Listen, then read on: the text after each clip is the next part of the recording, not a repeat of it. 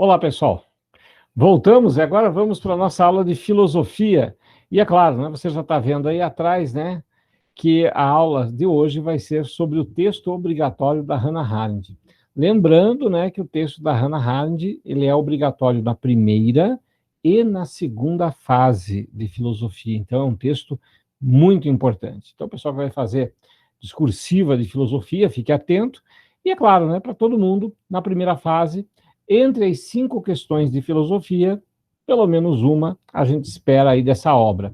Lembrando que essa obra entrou esse ano, então ela não estava na lista do ano passado, então se ela entrou esse ano é bem provável que ela caia, né? Não faria sentido você colocar uma nova obra na lista e não perguntar nada relacionado a essa obra.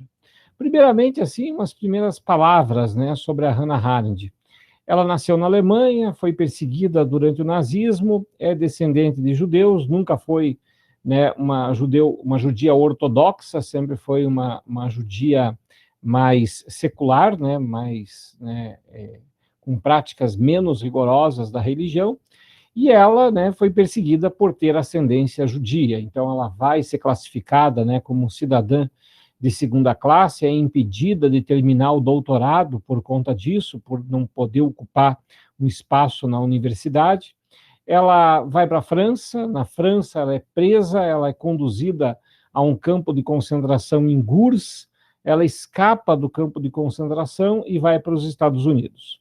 Os temas de trabalho da Hannah Arendt são temas da filosofia política, né? Então, você vai encontrar na temática da Hannah Arendt, você vai encontrar o totalitarismo, o nazismo, e aí um detalhe interessante, né, no livro As Origens do Totalitarismo, Hannah Arendt coloca no mesmo bolo o stalinismo soviético, o nazismo de Hitler e o fascismo italiano. Ah, então ela está colocando na mesma classificação o comunismo e o nazismo, então ambos são de esquerda? Pode parar, né? Pode parar, né? Essa analogia não faz o menor sentido. Até porque ela não está trabalhando a ideologia desses regimes, né? Ela está trabalhando como é que esses regimes operam, como é que eles funcionam. Tanto o comunismo stalinista quanto o nazismo alemão, eles operavam a partir de uma mesma lógica, a partir de uma mesma mecânica. Que mecânica é essa?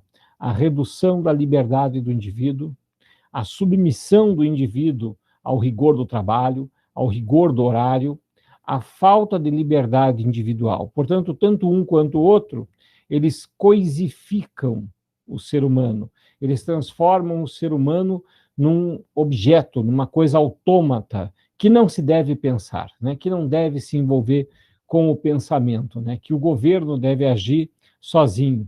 Muita gente fica de saco cheio, né, com os regimes democráticos do mundo. Por quê? Porque os regimes democráticos, quando eles funcionam bem, eles são de muitas idas e vindas, são de muito debate, muita discussão, e às vezes as pessoas dizem, poxa, mas tinha que decidir logo esse tipo de coisa. Pois é, mas aí vem aquela ideia, e se tivesse alguém que mandasse em todo mundo e decidisse por todo mundo, que fosse o mais bem preparado? Aí que tá, né? Quem é esse mais bem preparado? Ele vai ser escolhido onde? Né? E assim, quão bem preparado deve ser um cara para mandar nos outros a ponto de saber o ponto de vista dos outros, porque isso é impossível, né? Eu posso ser muito bem preparado, mas sempre estou falando do meu lugar. Sempre estou falando, de certa forma, da minha homem branco, heterossexual, né, formado, ou seja, está dentro de um determinado, né, caixinha. O que eu posso fazer é ter uma atitude democrática e trazer para o debate outras falas, mas eu não posso me arrogar o direito de falar por esses outros grupos dos quais eu não pertenço. Posso até me solidarizar, mas não pertenço.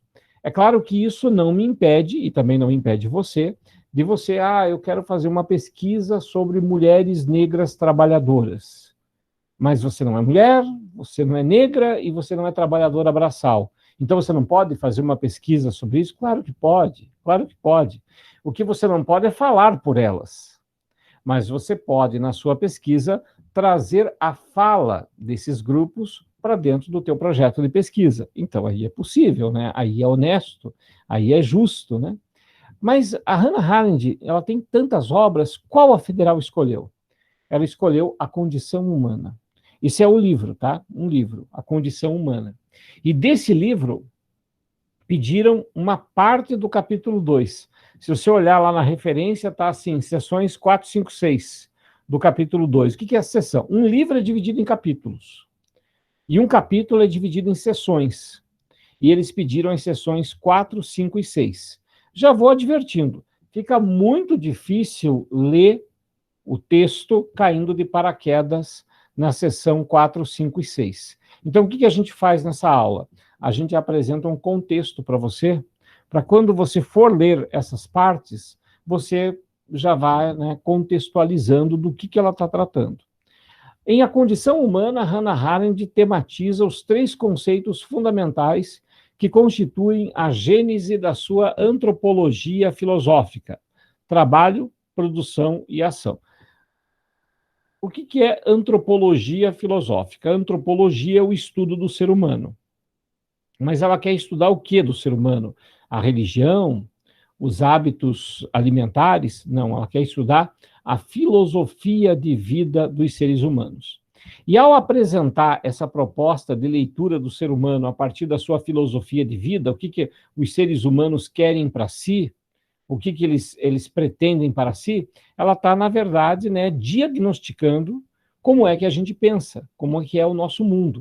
De nenhuma forma, tá, vá pensar que ela, ao descrever os horrores do século XX, que foi o contexto em que ela escreveu, ela morreu em 75, não vá pensar que o fato dela ter descrito os horrores do mundo, do nazismo, do stalinismo, é porque ela defendia esses regimes. É claro que ela não vai ficar no texto dela, né, só falando mal do regime nazista e do regime stalinista, porque para ela, muita gente já fazia isso. Então, para a Hannah Arendt, destruir esse monstro chamado totalitarismo, a melhor estratégia, a melhor tática seria conhecer os seus mecanismos de funcionamento. Então, para ela, conhecer como que o totalitarismo, como que o nazismo, como que o comunismo soviético operava, é a melhor maneira de escapar da opressão que ele pode nos causar. E aí ela vai percebendo as origens, né, dessa forma de tratar as pessoas como coisa, como objeto que esses regimes totalitários fizeram. E para conseguir se aproximar dessa operação que o regime totalitário faz, ela abordou 3 temas que aparecem aí no slide para a gente, né? 3 temas que são os temas centrais da obra da Hannah Arendt em A Condição Humana: o trabalho, a produção e a ação. Então, nós vamos falar de cada um desses conceitos nessa aula para orientar a tua leitura que você deve fazer. Uma coisa me preocupa muito, sabe? E nesses anos, desde que apareceu filosofia e sociologia na prova da Federal, e veio, né, a ideia de leitura obrigatória. Quando veio a ideia de leitura obrigatória, o que a Federal quer? A Federal quer saber quem é que consegue ler e entender os textos. É claro que você não precisa ler e entender tudo sozinho. Você pode ter essa orientação, mas inevitavelmente você vai ter que ler. Então, respeito muito todos os professores de filosofia que têm ofertado os seus cursos na internet, mas eles não substituem a leitura. Não tem como escapar. Foram vários estudantes que disseram: professor, tem um resumão aí? Tenho, mas o resumo serve para você se aproximar da leitura do texto, até porque esse texto não é muito longo, não, e vai cair. E por que eu tenho que ler o texto? Para se acostumar com o vocabulário que a Hannah Arendt usa. Ah, mas eu entendo a aula do professor. Ótimo. Então vai para um nível mais difícil e vai ler o texto. Não é eu entendi a aula, então eu entendi o texto. Por quê? Porque na hora as palavras são outras. Um certo clima de tensão surge. A gente confunde coisas. Então, a melhor maneira de treinar para a interpretação do texto é interpretando esse texto antes. Por isso eu coloquei aqui alguns trechos para a gente já fazer a interpretação junto e te animar a fazer a leitura. Ah, professor, mas é muita coisa e tal, eu me distraio muito rápido. Leia em voz alta. Leia em voz alta. Escute a tua própria voz. E aí, quando você concentrar no texto, aí você pode seguir em leitura silenciosa. Isso vai treinando. No dia da prova, você nem vai precisar ficar fazendo muito esforço assim, mas você tem que treinar antes. Senhor, mas é muita coisa para ler. Pois é uma escadaria enorme, mas toda escadaria começa com um degrau de cada vez. Então fala, hoje eu vou ler o texto da Hannah Arendt e eu vou ler a seção 4. Amanhã vou ler a seção 5. Depois vou ler a seção 6. Talvez você até se empolgue e leia tudo de uma vez só. E já vou deixar um alerta. Está passando pelo texto da Hannah Arendt um parágrafo que parece esquisito, que parece estranho, fotografe, mande ele pelo WhatsApp e pode até gravar teu áudio. Professor, nessa parte, a Hannah Arendt quis dizer isso, ou estou errado? Vários de vocês fazem isso com várias questões. Faça também para a filosofia com trechos do texto, já que não tem tantas questões sobre a condição humana da Hannah Arendt, são poucas as questões que tem, pelo menos a leitura do texto você tem que fazer para ver se você entendeu o assunto, beleza? Bom, vamos lá. Então, ela tematiza 3 grandes assuntos, né? A questão do trabalho, da produção e da ação. É claro que tem vários outros conceitos relacionados que aparecem, mas esses 3 aqui merecem uma atenção especial. Então, ação, que é o que nos permite levar uma vida ativa, produção, que é o foco que muitas vezes o trabalho tem, e o trabalho, né, que é uma dimensão da nossa vida que é necessária, mas que não pode ser exagerada, né, que a gente tem que dosar a questão do trabalho, não se deixar capturar pelo trabalho. Em A Condição Humana, Hannah Arendt define o labor como atividade inerente ao corpo humano, no que tange à exigência de manter-se vivo. O labor é a condição de vida comum a homens e animais, sujeitos à necessidade de prover a própria subsistência. Você tem que tomar água, você tem que respirar, você tem que se alimentar. Isso aí é o labor, né? É algo inerente à nossa condição biológica. Mas por que uma filósofa está se preocupando com esse conceito de labor? Por que ela está se preocupando com isso? É porque, assim, muita gente trabalha e ganha dinheiro muito mais do que precisa para viver, né? Muita gente trabalha e ganha dinheiro muito mais do que é necessário para viver. Ou seja, a pessoa ela acaba se submetendo a uma espécie de escravidão dela mesma, porque ela precisa, ou ela julga precisar, de tantas coisas que, na verdade, podem ser dispensáveis, né? Fico pensando, nossa, um carro bem legal. Eu gostaria de ter um carro bem legal, com todas aquelas coisinhas. Nossa, eu queria aquele carro. Mas peraí. Aí eu começo a pensar, puxa vida, se eu ter um carro desse, o seguro vai ser mais caro. Outra coisa, se eu tenho um carro desse, já não dá para estacionar na rua, porque tem que ser sempre no estacionamento. Se eu tenho um carro desse, Curitiba chove muito, eu tenho que ficar parando para colocar a capota. Sim, o carro era conversível. Ah, mas aí vai ser uma capota automatizada. Tá, mas isso vai custar mais caro, daí eu vou ter que trabalhar muito mais. Ou seja, eu acabo me tornando escravo das coisas que eu quero. Então, na condição humana, ela está diferenciando o labor, que é aquilo que a gente faz para viver, e o trabalho, quando muito em exagero, é voltado para uma acumulação ou para nos esforçar por um determinado padrão de vida. Então, labor é biológico, né?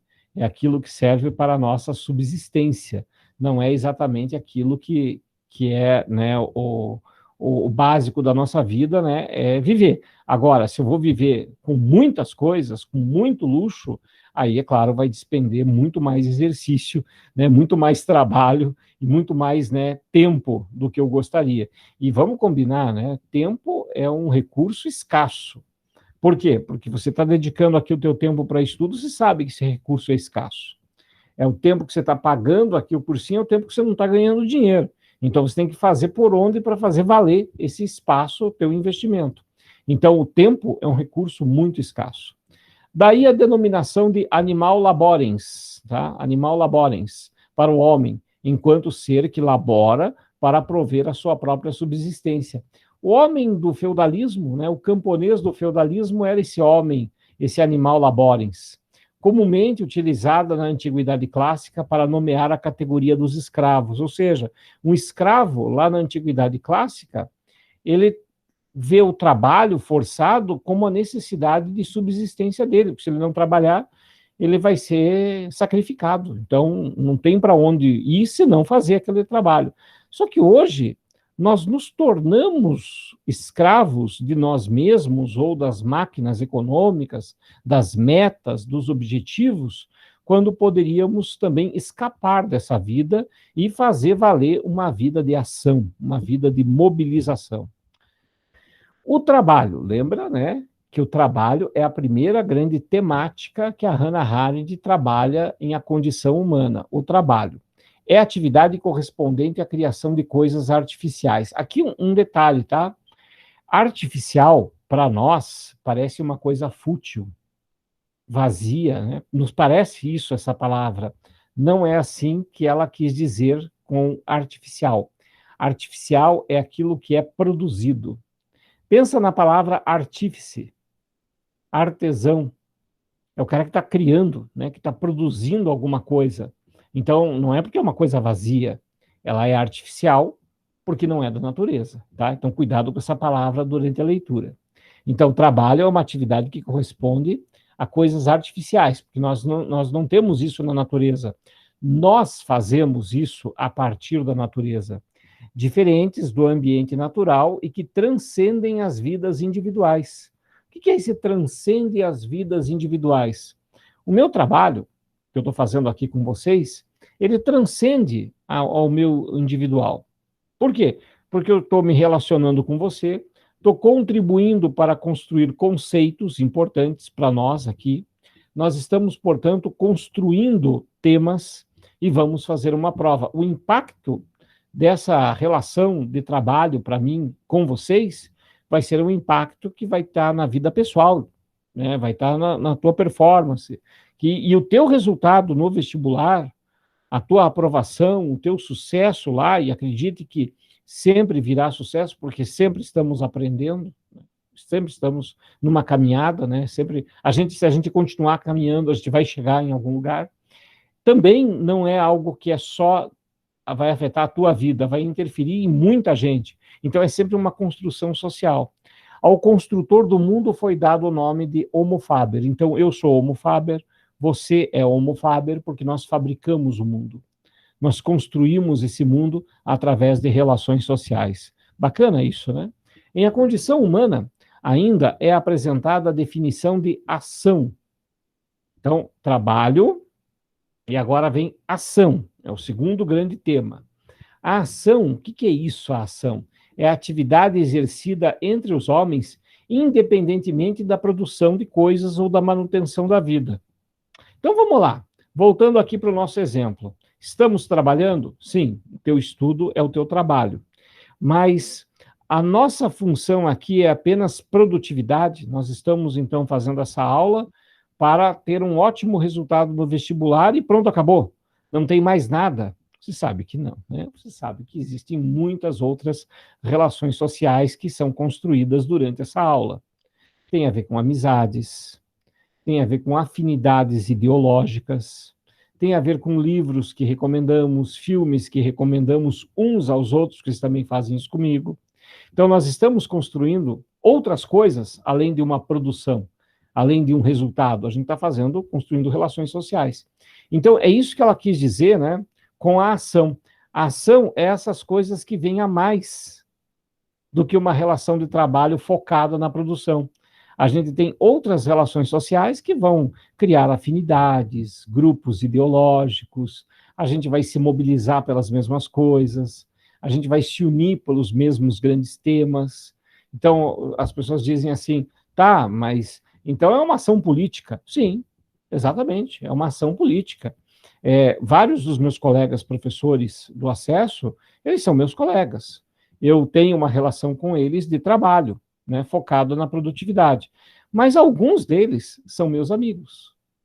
Eles costumavam vir aqui em casa antes da pandemia, a gente costumava conversar além do tempo de trabalho, ou seja, nós construímos relações sociais por afinidade, e que essas afinidades têm uma ação política. E qual é essa ação política? Tomar o poder, é óbvio, né? Ou seja, a gente tem uma construção social por afinidades, por amizades e assim por diante. Eu tenho certeza que muitos de vocês criaram laços de amizade entre si, mesmo à distância. Mas as circunstâncias que essa amizade foi construída, essas afinidades entre vocês, ela vai acabar agora, com o vestibular. A menos que você mantenha, alimente essas afinidades e essas relações, elas tendem a desaparecer. Claro, aquele grande amigo que você conversava todo dia, se você encontrar ele daqui 10 anos, parece que a conversa foi interrompida ontem e vocês continuam de onde pararam. Mas se vocês não se encontrarem com frequência, não cultuarem isso, você mesmo vai perceber que aquele outro que era tão teu amigo, que era tão afinado com o que você pensava, ele começa a ficar bem diferente de você, porque afinal passou 10 anos, passou 5 anos, e se vocês não cultuaram esses diálogos, né, é claro que o resultado vai ser ruim. Né? Você vai encontrar uma pessoa que foi muito próxima e já não tem mais afinidade com você, porque as experiências foram diferentes. Vocês não batem mais o santo, porque não construíram mais essas relações juntos, tá? A Isabela questiona ali, né, prof, me perdi. Ela valoriza o trabalho ou o labor? Ela valoriza os dois, né? Ela considera os dois, só que ela diferencia os dois. E por que ela faz a diferenciação?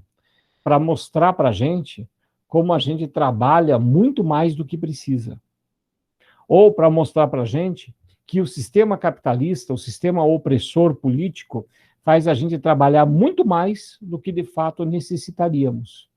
Tanto dos regimes autoritários, quanto nos regimes democráticos, ela está dizendo, o trabalho ocupa tanto o espaço da nossa vida que não dá tempo de a gente construir outras relações sociais fora do ambiente de trabalho. Até mesmo a família fica prejudicada por conta do espaço que o trabalho ocupa nas nossas vidas. Então, ela valoriza os dois, mas ela quer diferenciar um do outro para responder essa grande questão.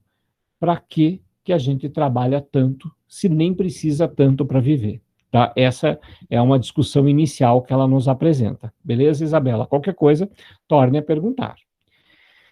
Existente, né, eu existo, lá do René Descartes, né, penso, logo existo. Para ela eu vou agir, aí sim eu existo. Eu não existo enquanto pensamento, eu só existo enquanto ação. Né? Não importa o que eu estou pensando, o que importa é o que eu realmente faço com o meu tempo, com as minhas relações sociais. Então, eu só posso dizer que eu existo na medida em que eu tenho uma ação. Né? Ah, eu sou vestibulando. Você é ou você age como vestibulando? Porque dizer eu sou vestibulando e não fazer nada para merecer esse título é vergonhoso. Então, eu preciso ser vestibulando agindo como vestibulando. Eu sou estudante, então estude. Né? Então, você vai fazer uma ação. Né? Então, tanto que, olha só que interessante, né? Eu e muitos educadores não gostam da palavra aluno, gostam da palavra estudante. Por quê? Porque aluno, a origem da palavra aluno, a significa não. Luno significa luz. Então, aluno significa sem luz. E quando eu uso a palavra estudante, dá a ideia de movimento, dá a ideia de que você está em busca de algo, te dá a ideia de protagonista, ou seja, é ação. Existente é a ação, porque é a pluralidade humana, a condição de existência do homem. Sobre a Terra, somos seres racionais igualmente humanos, mas cada qual apresenta diferenças e variações em seus caracteres individuais. E para que se reflitam essas diferenças, o que é se reflitam? Não é que eu reflita. Eu reflito, mas eu tenho que me refletir nos outros, ou seja, os outros têm que me ver. E para eles entenderem o que eu sou e o que eu penso, eu vou ter que falar. Eu vou ter que estabelecer um diálogo. Então não adianta eu ser, né, uma pessoa super inteligente e não conversar com ninguém. Eu ter uma ótima visão de mundo e não compartilhá-la com ninguém. não mover uma ação para que essa visão de mundo que eu acho tão legal possa ser espalhada, ou pelo menos testada, né? Porque às vezes eu me acho super inteligente até fazer uma prova. E aí você descobre que o buraco era mais embaixo.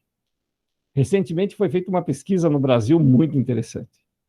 Faziam uma pergunta para uma pessoa e depois faziam a seguinte pergunta: qual é o nível de certeza de que a tua resposta anterior foi certa? Os que mais erraram a pergunta eram aqueles que tinham mais certeza do que estavam falando. Então, eles diziam, a resposta é isso? Você tem certeza? Total certeza. Foi quem mais errou. Ou seja, a gente começa a perceber que as pessoas que são tão cheias de certezas, de respostas prontas, provavelmente são as mais ignorantes. Por quê? Porque elas não se refletem. Elas não submetem a visão de mundo delas a ideias diferentes. E aí, quando ela não faz isso, ela não faz a ideia diferente, ela vê que o outro pensa igual, que o outro pensa igual, vive dentro da bolha. Nossa, eu sou super inteligente, porque todo mundo que eu conheço pensa que nem eu. Vai procurar outro pessoal, vai ver para ver se essa tua ideia tão legal vai fervilhar num outro ambiente. Provavelmente você vai sofrer um, um revés, né? As pessoas vão dizer, não, mas não é assim. E vão te dar argumentos sobre isso, né? Um caso recente e extremamente polêmico, a questão do leite condensado do Bolsonaro. A questão do leite condensado ela tem várias nuances muito interessantes, né? Primeira nuance interessante, né? O leite condensado que foi gasto, né, não foi do presidente, é do executivo, ou seja, Ministério da Defesa, Ministério da Educação, é todo o gasto do Poder Executivo. Aí você vê aquele valor absurdo, né? Você começa a pensar, não é tão absurdo, né? Se pensar Forças Armadas, pensar populações indígenas que recebem esse leite condensado que as Forças Armadas levam, você vai ver, não é tão absurdo.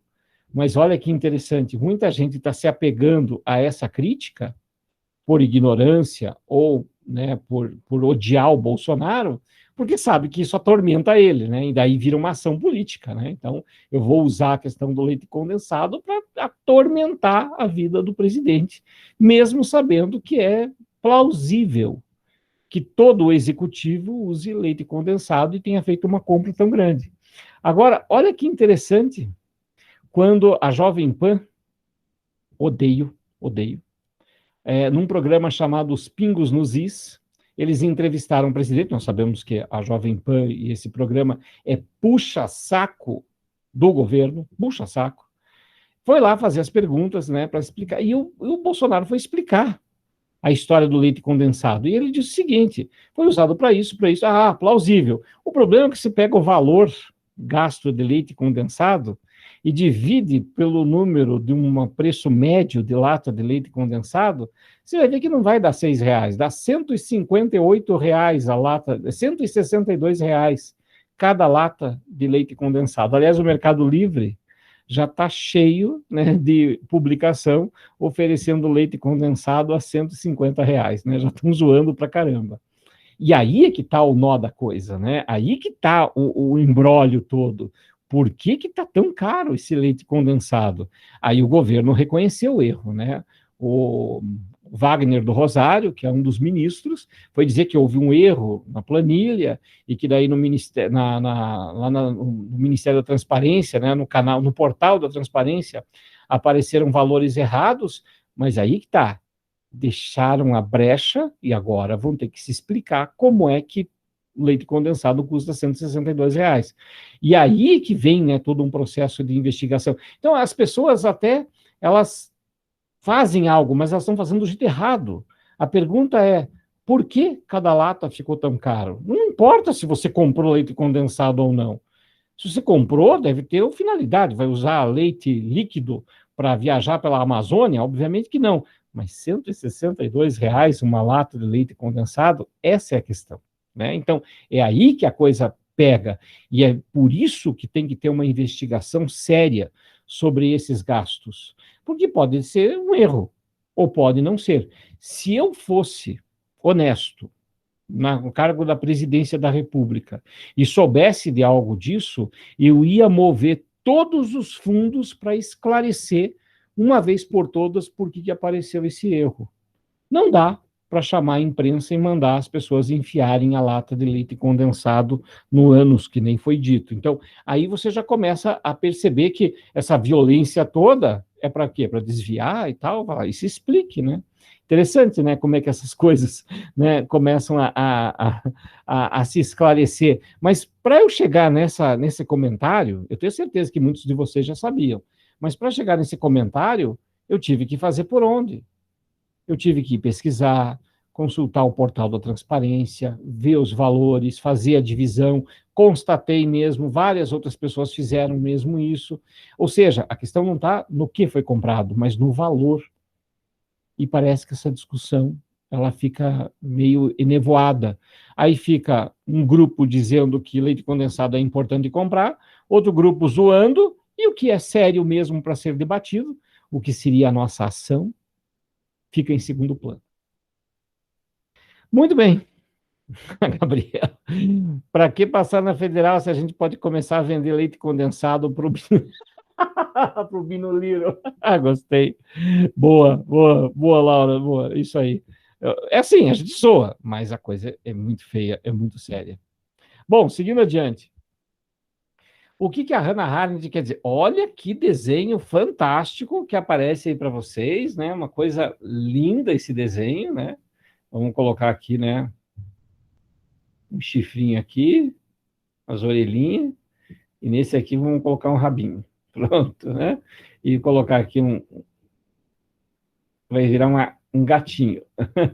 Pronto, tá aí o desenho, portanto, né? Aí, agora sim. Então, vamos lá. Quando nós falamos, né, desses dois bonequinhos aí, né? São duas dimensões da nossa vida, né? Uma dimensão da nossa vida eu tenho que ter labor, eu tenho que viver, eu tenho que trabalhar para ter um pouco a mais para garantir a minha subsistência, e eu tenho que mover para a ação. Então, não é que eu tenho que laborar e não trabalhar, não, eu tenho que fazer os dois. Tem que fazer os dois. O labor é biológico.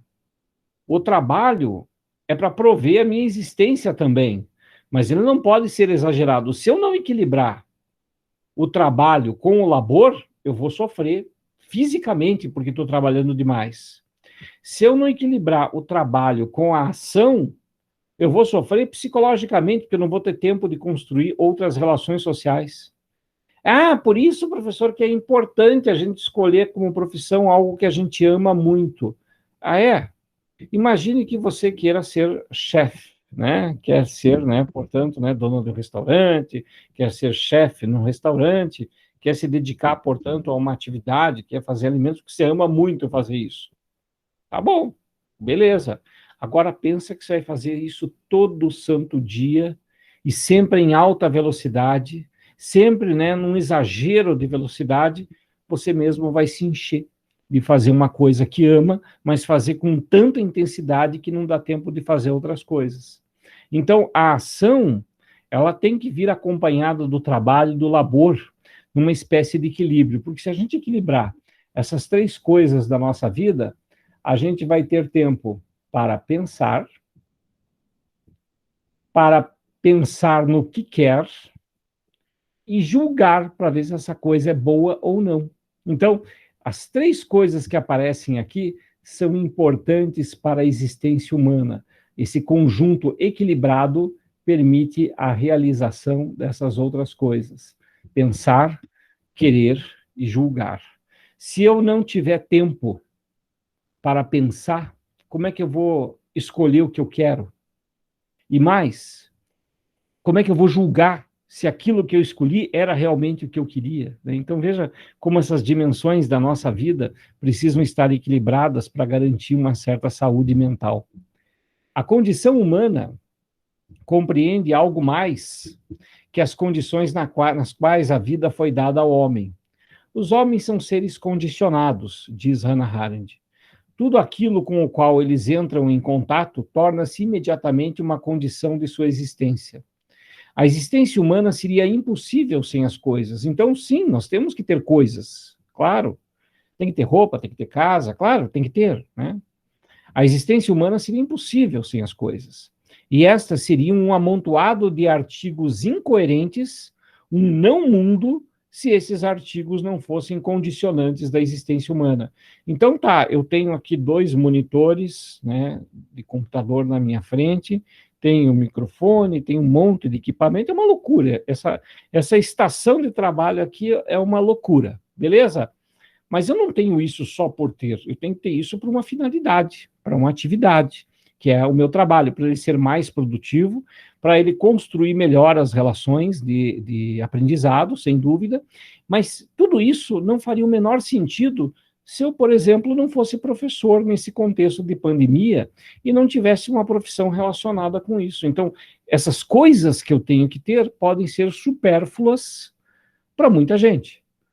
Para mim, são essenciais para o meu trabalho. Assim como muitas coisas supérfluas para mim podem ser essenciais para outros trabalhos. Por quê? A nossa condição humana muito pessoal é que vai exigir o que devemos ter e o que não devemos ter. A condição humana não é o mesmo que a natureza humana. A soma total das atividades e capacidades humanas que correspondem à condição humana não constitui algo que se assemelhe à natureza humana. Ou seja, a nossa natureza humana é o labor, a subsistência, a sobrevivência biológica. Agora, todo o resto, o trabalho, por exemplo, é algo cultural, é algo construído socialmente, não é inerente à ação humana. O homem só pode assumir a sua condição humana, ou seja, todo esse mundo artificial ao nosso redor, se exercer tudo o que é seu por direito. Tudo o que é seu por direito? O labor, o trabalho e a ação. Não dá para ficar só com o labor, não dá para ficar só com o labor e o trabalho, tem que ter os 3. Se conjugar, né? Conjugar é juntar. A vida ativa e a contemplativa, ou seja, o momento da ação política, em que eu tenho que me posicionar.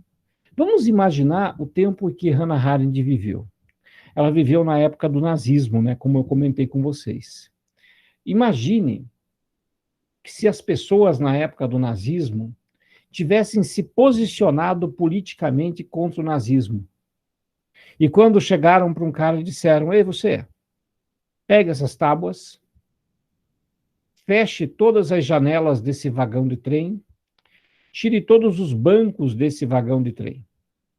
O cara não disse para ele para que vai servir, mas não tenha dúvida que ele sabia exatamente o que ia servir. Ia encher de judeu que ia viajar em pé e mandar para um campo de concentração. E se ele tivesse dito: não, eu não vou fazer isso?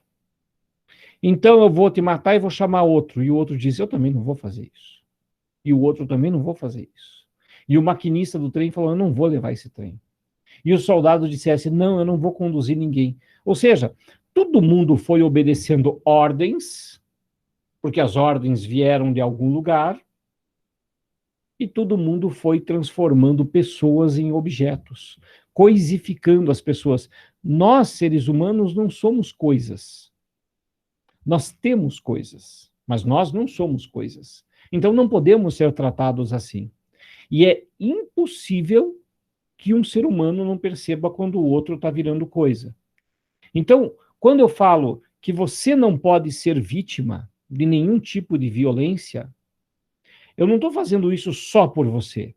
Eu estou fazendo isso por todos os outros e também por mim e por meus filhos e por descendentes que nem nasceram ainda. Por quê? Porque eu tenho que contribuir com uma ação para a sociedade em que todas as pessoas se mobilizem e digam: isso não pode acontecer. Lá em Manaus, todos nós sabemos, houve os fura-fila. Gente que furou a fila da vacinação obrigatória. Ah, mas ele pegou ali só uma vacina para ele, ou uma para ele para o amor da vida dele. Só uma.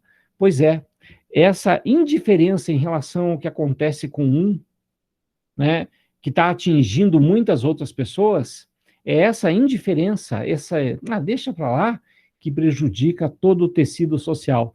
Porque daí, dentro dessa lógica, todo mundo vai pensar: eu também vou furar a fila, porque senão eu vou ficar sem.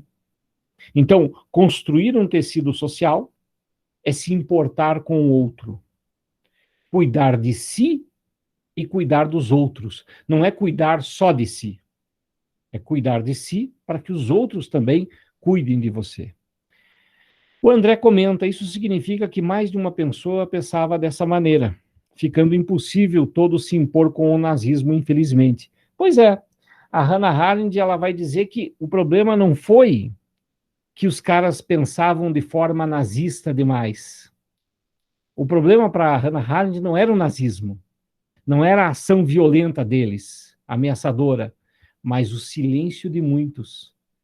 Então, o que a gente geralmente pensa sobre o nazismo, né? Os caras fizeram coisas muito ruins e amedrontaram as outras pessoas a obedecer. A Hannah Arendt inverte o raciocínio. Ela inverte. Coisas ruins estão ao nosso redor a todo tempo. O que vai fazer elas se tornarem mais graves ou não é se a gente se importa ou não se importa. Se eu me importar e me mobilizar e outros fizerem a mesma coisa, coisas ruins não vão acontecer dessa maneira. Então, inclusive a Hannah Arendt foi muito criticada por isso, né? Muito criticada na época da Segunda Guerra Mundial, do pós-Segunda Guerra Mundial. Porque ao ela falar que o problema não era o nazismo, e sim a indiferença das pessoas, muita gente disse, pô, Hannah Arendt, você está então culpando os judeus por não se rebelarem. Ela disse, aconteceu o que aconteceu, porque tantas vítimas pereceram, porque as pessoas não deixaram de se importar. As pessoas deixaram de se importar. O Bertolt Brecht, dramaturgo, ele tem uma poesia, eu não sei ela completa, mas ela é mais ou menos assim. Quando vieram buscar os judeus, eu não me importei, porque eu não sou judeu. Quando vieram buscar, né, as mulheres, eu não me importei, eu não sou mulher. Quando vieram buscar os comunistas, também não me importei, eu não sou comunista. Quando vieram me buscar, ninguém se importou, porque eu nunca me importei com ninguém. Ou seja, é isso que a Hannah Arendt está alertando. Por pior que fosse o regime nazista, pior ainda foi o silêncio das pessoas em relação ao nazismo. A conivência, o individualismo, não se importou com o outro que estava sendo perseguido. E nós temos uma dívida histórica, não só com os escravos do século XIX aqui no Brasil. Nós temos uma dívida histórica com todas as crianças, tá? Todas as crianças que estão sem educação, que estão sem condições de vida, porque esse pessoal todo vai crescer. Todo esse pessoal aí é responsabilidade de toda a sociedade, a criança não tem culpa por ser criança num mundo de desigualdade e pobreza. Então, a responsabilidade é difusa, não é só dos pais, é do Estado e é de toda a sociedade. Nós temos uma dívida enorme com as crianças que cresceram, né, num mundo tão desigual.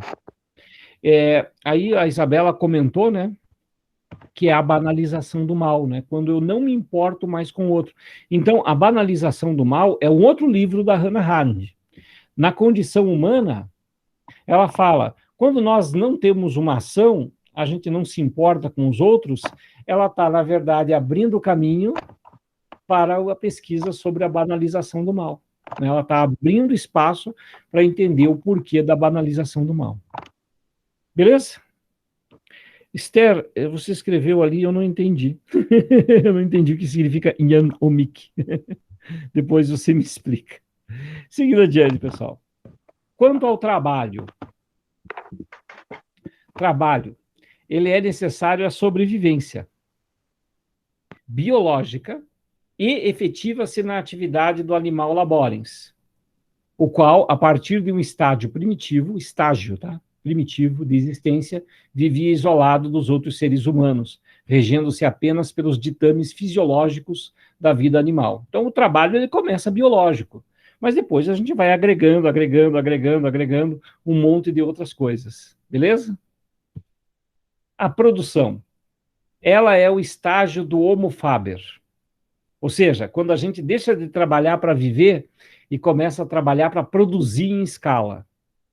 A gente é o estágio do Homo faber, que produz objetos duráveis, técnicas, partilhando o seu saber de fabrico, né, suas técnicas, com outros homens, ou seja, é um outro estágio do trabalho, beleza? Ah, foi o Ian aí que estava com o microfone ligado. De novo você, Ian? Poxa vida, mais uma? Complicado, hein, Ian? Tô brincando, tá? Tô te enchendo. Seguindo adiante. A produção, portanto, né, ela é um nível de trabalho que vai além da nossa necessidade básica de viver. Eu começo a produzir em escala para aumentar o capitalismo, para aumentar a produtividade, e esse mundo que nós vivemos de flexibilização das relações de trabalho, né, dessa forma de vida, né, que a gente vive, acaba, né, aumentando metas e a gente acaba focando mais ainda na produtividade. E vamos ao final da nossa aula, né? A ação. A ação é a característica matricial da vida humana. Matricial. Matricial. Lembra a matriz, né? O que é uma matriz? Uma matriz, lá da matemática, né? Ela é um código. Ali na matriz tem toda uma série de significados que vão além. Então, matricial é isso, né? Pensa também em matriz como forma, né? Vamos pensar lá como é que eram, né, as antigas imprensas tipográficas. Você colocava, né, as letrinhas, né, para serem carimbadas na imprensa, e aí aquela folha era reproduzida muitas e muitas vezes passando tinta. É uma matriz, ou seja, a ação é da onde tudo começa. A matriz de tudo, onde tudo é produzido é através da ação. Em sociedade, não sozinho. Os homens agem, ação, né? Agem e interagem uns com os outros no seio de uma vida política em sociedade. Só a ação é a única característica da essência humana que depende exclusivamente da contínua presença de outros homens. Então, o labor a gente faz sozinho. O trabalho a gente faz com máquinas, não precisa ter outras pessoas. Posso até ter uma linha de montagem, mas eu vou ter só a minha tarefa, não dependo que o outro me ajude. Agora, na ação, eu preciso, né, me movimentar com as outras pessoas, construir relações assim. As máquinas eram para deixar o homem livre. A Arendt comenta, né? De uma sociedade de operários, trabalhadores, a uma sociedade de empregados. A máquina, ela escravizou a condição humana. Por quê? Porque a gente começa a ter que bater meta por conta de máquinas que ditam o ritmo da nossa produção. Só que essa não é a nossa condição. A nossa condição, aquilo que é a essência da nossa vida, não é ser empregado ou trabalhador. A essência da nossa vida é ter uma vida ativa de construção de relações sociais. Os genocídios, né, ocorreram e ocorrem, por quê? Porque nós banalizamos o mal e porque nós nos transformamos, né, em objetos, em números, né, então é um número. Então são mais de 200 mil mortos por conta da Covid no Brasil, é isso? Isso é número. Eu me lembro de um filme muito legal que chama-se Os Sete de Nova York, eu acho que é isso, que são 7 manifestantes contra a guerra do Vietnã. E durante o julgamento, eles pegam, portanto, né, uma lista de mortos do Vietnã e falam: parem de falar de números de mortos do Vietnã. É só um número. Vamos falar o nome de um por um. Vamos nomeá-los. Porque assim a gente começa a ter a dimensão do estrago que a guerra do Vietnã faz, porque ela não matou tantos. Ela matou o João, o Antônio, o Carlos, ou seja, vai nomeando um por um. Talvez a gente tenha que fazer isso, né, com a Covid, né, para chamar a atenção de quanta gente morreu, mas que não é de número absoluto. Isso é só uma tabela estatística fria. Morreram 1.200, 1.300, um número. Agora, e os nomes dessas pessoas? Cada um, né? E assim a gente vai entender o papel da vida humana nisso, né? E se fosse lá um dos mortos, Luiz Ricardo Toniolo, teu professor aqui, você sentiria muito mais? Você que teve, né, familiares que você perdeu nesse processo, faz muito mais sentido, né, lembrar do nome. Assim como eu perdi amigos também nessa história, perdi um baita de um inspirador professor, que foi meu colega de trabalho, o professor Ari, né, que praticamente deu aula para metade dos professores de história da cidade. Então, o significado disso é muito maior quando tem nome. O André comenta ali, né? Prof, matriz não é sinônimo de fonte? Sim, fonte, né? Da onde se origina, exatamente. Tipo matriz energética, exatamente, né? Então, matriz é onde tudo começa, é a fonte, beleza? Isso mesmo. Ninguém jamais acreditou que o homem pudesse optar pelo genocídio, mas optou, né? As pessoas decidiram pelo genocídio. O homem é descartável, até mesmo fora da linha de produção, enxerga a autora. Potencialmente descartável. É grave isso que ela escreve, né? Por quê? Porque a gente vai optar pelos genocídios sempre que tiver a obrigação de escolher alguma coisa. Então, mas a pandemia e tal. Pode pegar o ônibus cheio, não sou eu mesmo. Pegou? Paciência. Não tem plano de saúde? Paciência. Não vai conseguir um lugar no hospital? Paciência. Ou seja, não me importo porque não é comigo. Então, quem mais fala saia, vai, trabalhe, é muitas vezes as pessoas que têm um risco menor de contaminação. Vai perguntar lá se o Paulo Guedes, por exemplo, ele sai e pega ônibus lotado. Óbvio que não. Se ele assiste a aula e sala de aula cheia, se ele teve que fazer Enem. Então, perceba, né, que o discurso de vai para a rua e vai lá e tal, não é o discurso de quem mais se expõe. E se a pessoa se expõe, muitas vezes ela tem recurso para se tratar. Né? Porque ele tem plano de saúde, ele tem vaga de UTI à disposição, ele vai ter uma mobilidade maior. Né? Grave isso, né? A gente pensar que a nossa sociedade não deu certo mesmo, né? Seguindo adiante. Todos somos altamente descartáveis, mas não acreditamos. Sabemos muito ou pouco, somos descartáveis. O genocídio mostrou que o capitalismo disfarça, ou seja, transforma, né, vítimas, né, pessoas em números. E nós vivemos uma cultura do descarte, né? A gente já pensa quando compra algo que é algo que não vai durar muito, né? Então, você logo pensa em custo-benefício. E fico sempre lembrando, né, dos carros de antigamente que ficavam 15, 20 anos na mesma família. E aí a gente começa a fazer o descarte com um monte de outras coisas. Hannah Arendt, garantido que vai aparecer na tua prova. A todos vocês, uma excelente noite. A gente se encontra na próxima aula de História, Filosofia, na quarta da semana que vem. Mas a qualquer momento, né, quando você fizer suas perguntas lá pelo WhatsApp, a gente está sempre à disposição. Leia o texto. Você vai adorar a denúncia, né, que a Hannah Arendt faz nessa filosofia engajada, nessa filosofia da ação. Muito obrigado, Luiz. Muito obrigado, Vinícius. Boa noite, Laura. Claro que posso, Beatriz. Segue aí no chat, né, o número. Eu estou, inclusive, lá no grupo, tá? Pode ser tanto pelo WhatsApp como pelo Telegram, tanto um quanto o outro. Beleza? Boa noite, pessoal. Até a próxima.